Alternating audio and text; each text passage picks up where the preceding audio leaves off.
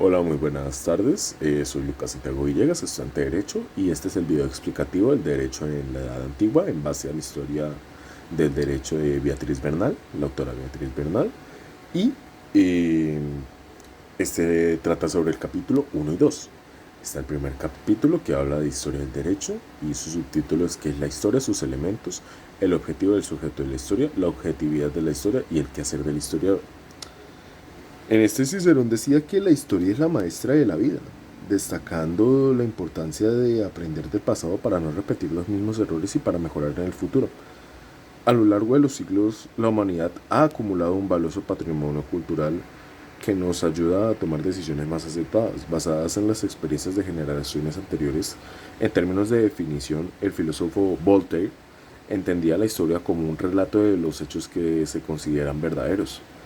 En contraste con la fábula que relata hechos falsos, por su parte Henry Marrow la descripción como el conocimiento del pasado humano. De este modo, la historia busca entender y dar significado a los sucesos pasados. Uno de los grandes debates en torno a la historia es su objetividad. El historiador alemán Leopold von Ranke, considerado el padre de la historia científica, sostenía que el historiador debía relatar los hechos tal como simplemente acontecieron. Este enfoque aspiraba a alcanzar una objetividad plena, basada únicamente en los hechos verificables y sin prejuicios personales. No obstante, la verdadera pregunta es si es posible describir una historia completamente objetiva. La respuesta es no, ya que los historiadores, al interpretar los hechos, siempre aportan su perspectiva personal, influenciada por su formación y contexto. Aunque el objeto sea una historia objetiva, siempre se habrá cierto grado de subjetividad, ya que los historiadores, al seleccionar y valorar los eventos, se ven influenciados por sus propias creencias e ideologías. La historia además se considera una disciplina retrospectiva, es decir, que depende de la distancia temporal para analizar los enfoques y con eso analizar los hechos. La historia empieza cuando la memoria de las generaciones vivas ya no puede recordar los eventos recientes, lo que la diferencia de la crónica se limita a relatar hechos presentes. El historiador involucrado en los eventos actuantes carece de la perspectiva necesaria para interpretar los hechos adecuadamente, lo que afecta su objetividad. La historia se enfoca exclusivamente en la acción humana y en los eventos deben ser analizados dentro de su contexto histórico. Es decir, el historiador debe interpretarlos según los valores, creencias y circunstancias de la época, sin aplicar juicios desde el presente. Esto evita interpretaciones erróneas y sacrónicas. Históricamente, la historia se había centrado principalmente en los eventos políticos y bélicos, considerados los más relevantes y duraderos. Sin embargo, gracias a historiadores como Fernand Braudel y Pierre Vilar, el campo de estudio se ha ampliado para incluir la historia económica, social, de las mentalidades religiosas y otras ramas. En este enfoque más amplio, conocido como la historia total, ofrece una visión más completa y diversa de los procesos históricos. En cuanto a la objetividad de la historia, es inevitable que el historiador esté influenciado por su propio tiempo y contexto. Aunque se busca evitar prejuicios, la interpretación histórica siempre llevará la marca del autor. Por lo tanto, la historia, aunque intente ser objetiva, nunca puede ser completamente libre de subjetividad, ya que el historiador selecciona, interpreta y valora los hechos desde su propia perspectiva.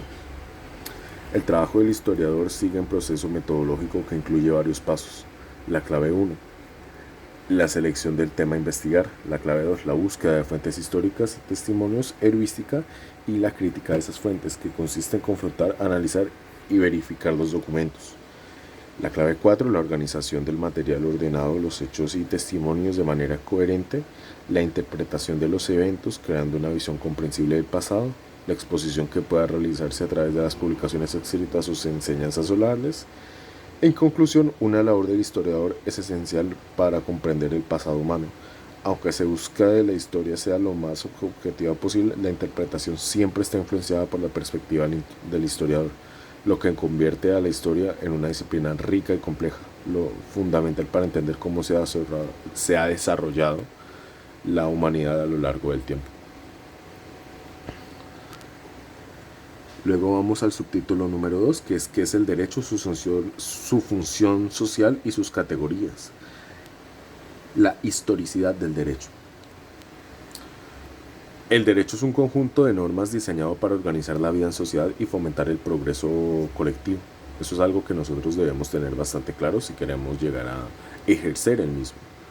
Aunque se suele pensar que el derecho es simplemente un conjunto de reglas, en realidad la norma es solo una manifestación del derecho.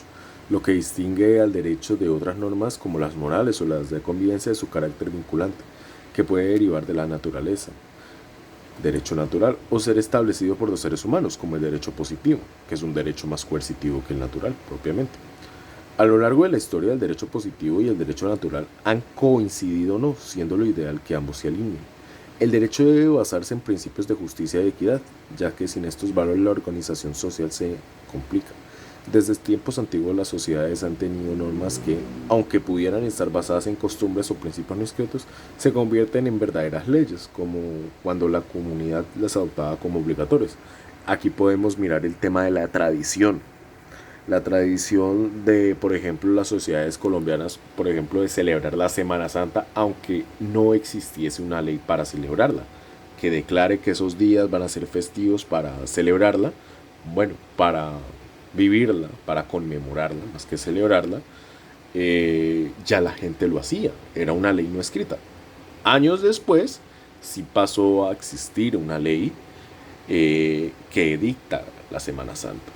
Eso como por ejemplo también las navidades y demás celebraciones. Por el estilo también existen leyes en ese aspecto. Luego vamos a la segunda parte, que es el concepto y delimitaciones material, espacial y temporal.